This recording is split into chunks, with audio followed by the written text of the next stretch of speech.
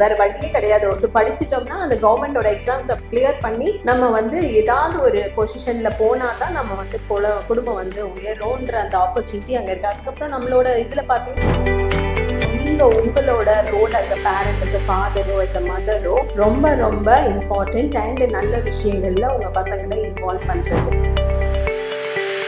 வந்து IPS IAS எல்லாரும் அதிகாரிகள் வந்து மோஸ்டா பீகார்ல தான் இருக்காங்க. பீகார்ல இருந்து தான் நிறைய ஐபிஎஸ் ஐஏஎஸ் வந்து இந்தியா ஃபுல்லா இருக்காங்க. படிச்ச மாநிலம் அப்படின்னு சொல்ற கேரளாவும் தமிழ்நாட்டிலையும் ரொம்ப கம்மியா இருக்கு. அது ஏன் நம்ம தான் இங்க நிறைய படிச்ச பசங்க இருக்காங்க, நிறைய இன்ஜினியரிங் காலேஜஸ் இருக்கு, நிறைய ரோடு ஃபெசிலிட்டிஸ் இருக்கு, நிறைய ஸ்கூல்ஸ் இருக்கு. இங்க வந்து ரொம்ப கவர்மெண்ட் ஸ்கூலுக்கு டீச்சரா போனோம்னாலே வந்து நிறைய எக்ஸாம்ஸ் இருக்கு. இவ்வளோ ஸ்ட்ராங்கான பேஸ் இருந்தும் ஏன் சிவில் எக்ஸாம்ல வந்து நம்ம போக மாட்டேங்கிறோம்? ஏன் இதெல்லாம் ரொம்ப கம்மியா இருக்கிற அங்க வந்து நிறைய பேர் போறாங்க?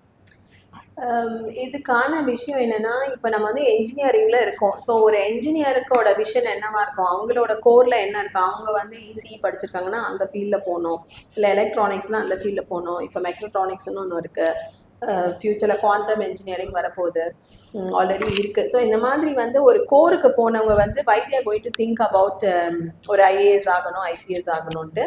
பட் அஃப்கோர்ஸ் எல்லா இன்ஜினியர்ஸ்க்கும் அவங்க நினைச்ச இடத்த பிடிக்க முடியாது. ஸோ ஈவன் என்ஜினியர்ஸும் நிறைய பேர் வந்து ஐஏஎஸ் ஐபிஎஸ் ஒர்க் பண்ணாங்க. பட் அந்த பர்சன்டேஜ் வந்து ரொம்ப கம்மி. நீங்கள் சொல்கிற அளவுக்கு அந்த மோட்டிவேஷன்ஸ் நம்மக்கிட்ட இல்லை. இப்போ வந்து அவங்களுக்கு பொறுத்த வரைக்கும் நீங்கள் பார்த்தீங்கன்னா நார்த் இந்தியன் ஸ்டேட்டில் வேறு வழியே கிடையாது. அவங்க படிக்கிற லேயருக்கு ஃபஸ்ட்டு பெஸ்ட் பூன் வந்து அவங்க கவர்மெண்ட் ஜாபை தான் நினைக்கிறாங்க. Either get into railways, either get into சிஐஎஸ்எஃப்ஆ போகணும், ஆர்மியில் போகணும்.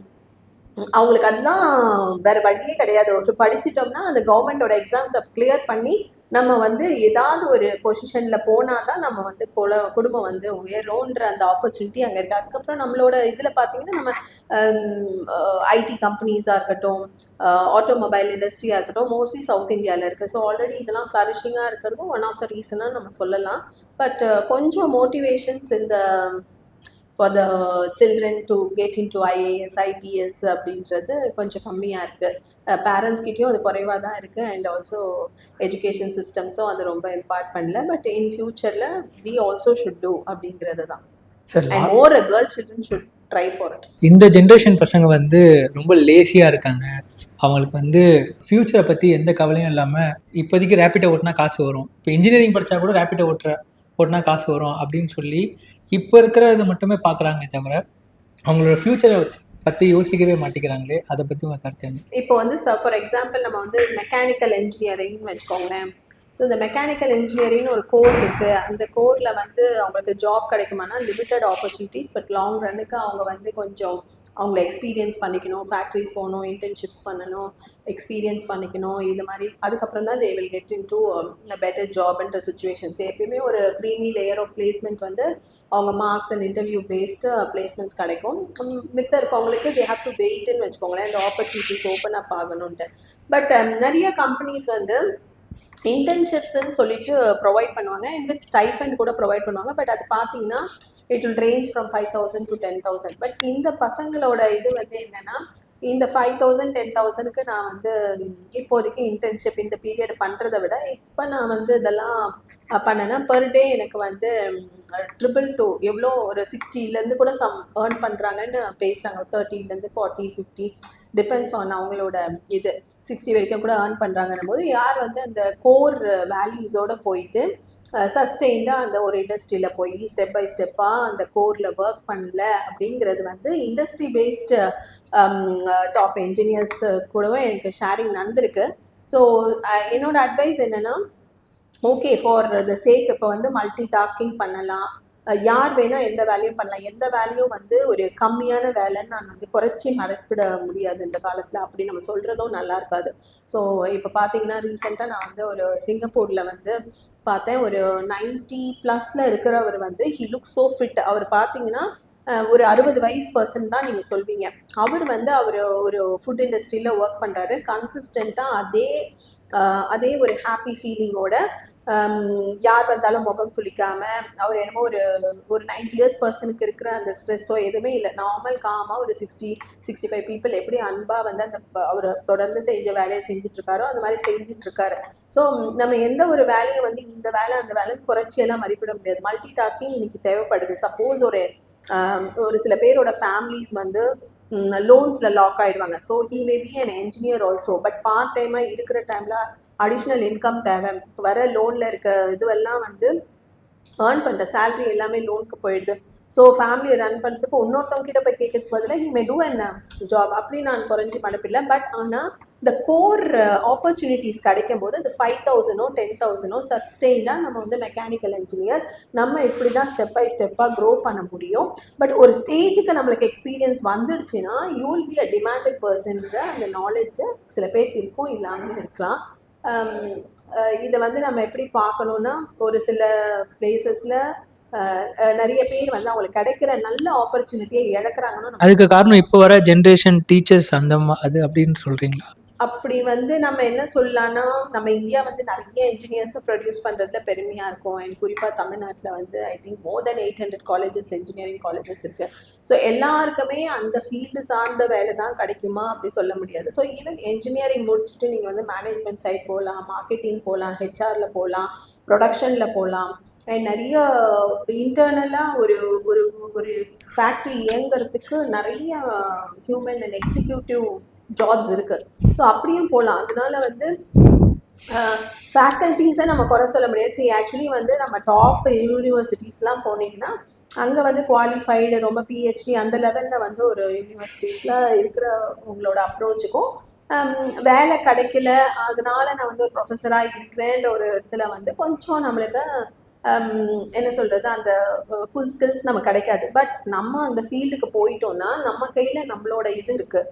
ஸோ நம்ம எஜுகேஷன்லேயும் இருக்கலாம், அந்த சிலபஸ்லையும் பண்ணலாம், நமக்கு ஃபேக்கல்ட்டி சப்போர்ட் பண்ணாங்களோ பண்ணலையோ நம்மளுக்கு வந்து இப்போ நிறைய ஆப்பர்ச்சுனிட்டிஸ் ரைட்டான ஒரு நம்மளோட நேரத்தை கரெக்டான விஷயத்துக்கு செலவு பண்ணோம்னா அதுக்கும் அவைலபிலிட்டி இருக்குது. ஸோ தேவையில்லாத விஷயம்லாம் நிறைய பசங்க வந்து டைம் வேஸ்ட் பண்ணுறாங்க இல்லையா, ரீல்ஸ் பார்த்துட்டு ஷார்ட்ஸ் பார்த்துட்டு யாரோ ஆடுறது, யாரோ பாடுறது, யாரோ சமைக்கிறது, யாரோ விற்கிறது, இப்படின்னு அது ஒரு நல்ல ஒரு இதுதான். அது ராங்னு சொல்ல.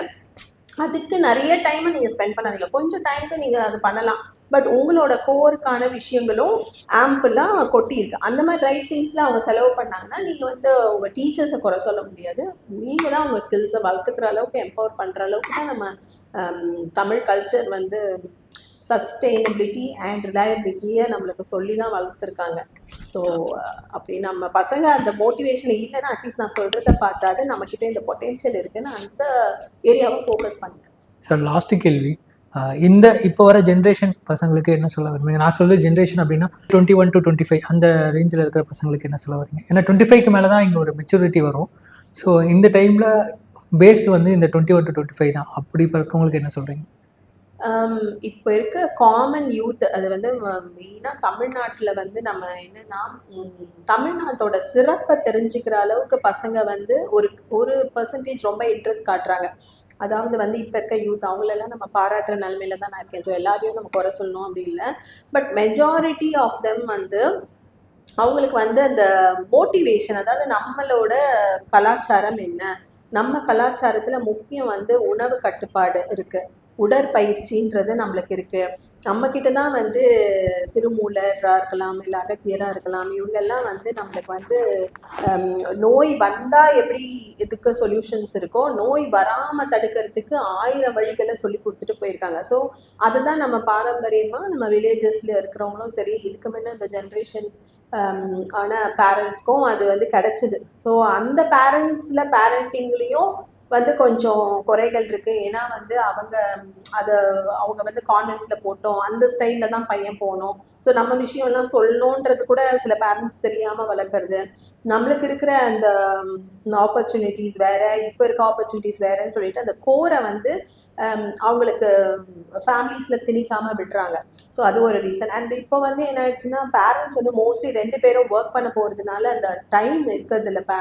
சில்ட்ரனுக்கும் பேரண்ட்ஸ்க்கும் அது வந்து எந்த ஸ்டேட்டஸாக இருந்தாலும், அது புவர் ஃபேமிலிஸ்லும் 2 பேரும் ஒர்க் பண்ணுறாங்க. மிடில் கிளாஸில் பார்த்தீங்கன்னா 2 பேர் ஒர்க் பண்ணுறாங்க, அப்பர் மிடில் கிளாஸில் ஒர்க் பண்ணாங்க, ஈவன் க்ரீமி லேயர்லேயும் அவங்கவுங்க இன்ஸ்டியூஷன் ஆர்கனைசேஷன்ஸ் அப்படின்னு இது பண்ணும்போது இந்த பசங்களுக்கான டைமிங் இல்லை. ஸோ இந்த பசங்க மோஸ்ட்லி வளர்க்கப்படுறதே வந்து செல்ஃபாக வளர்கிறாங்க, வசதி இருக்கிற வீட்டில் சர்வன்ஸோட வளர்க்குறாங்க. ஸோ அவங்க வந்து சர்வன்ட்ஸ் வந்து இந்த பசங்க ஏதோ பண்ணுறாங்க நம்ம கூலாக இருக்கமான்றது தான் போயிட்டதோட இதுக்குள்ளே பார்த்தா பசங்க வளர்ந்தே முடிச்சிடுறாங்க.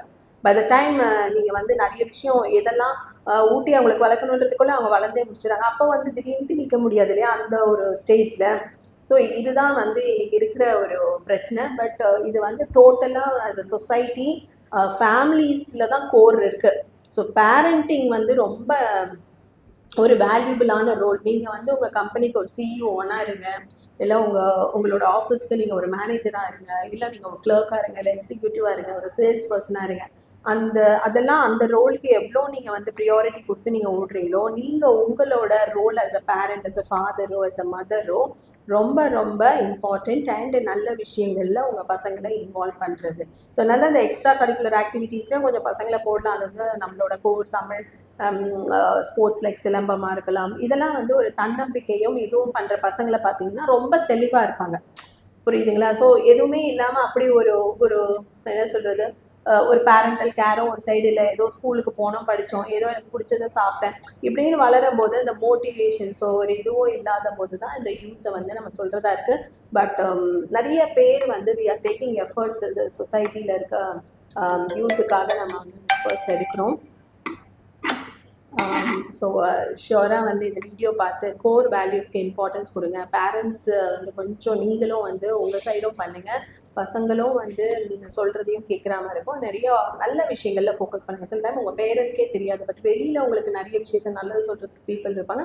அந்த மாதிரி பிளேசஸை நிறைய கிளாஸஸ்லாம் எடுக்கிறாங்க. எனக்கு தெரிஞ்சு வந்து இந்த காஞ்சிபுரத்தில் வந்து ஒருத்தர் எழிலன்னு சொல்லிட்டு அவர் வந்து நிறைய ஸ்டூடெண்ட்ஸ், அதாவது வந்து கிராமத்தில் இருக்க ஸ்டூடெண்ட் யாருன்னா வாங்க, உங்களுக்கு டியூஷன் தேவைன்னா டியூஷன் சென்டர் இருக்குது, உங்களுக்கு கோச்சிங் வேணுன்னா கோச்சிங் சென்டர் இருக்குது, உங்களுக்கு வந்து என்ன சொல்கிறது ஐஏஎஸ் படிக்கணும்னா அதுக்கான கோச்சிங் எல்லாமே ஃப்ரீயாக பண்ணுறாங்க. ஸோ இதனோட அவேர்னஸஸ்லாம் தெரிஞ்சு அந்தந்த பக்கத்தில் இருக்கிறவங்க அந்த ஆப்பர்ச்சுனிட்டிஸை பயன்படுத்தணும். இது மாதிரி நிறைய சென்டர்ஸும் வளரணும் அப்படின்றது என்னோட ஒரு வாழ்த்துன்னு சொல்லலாம், இல்லை என்னோட பிரார்த்தனைன்னு சொல்லலாம்.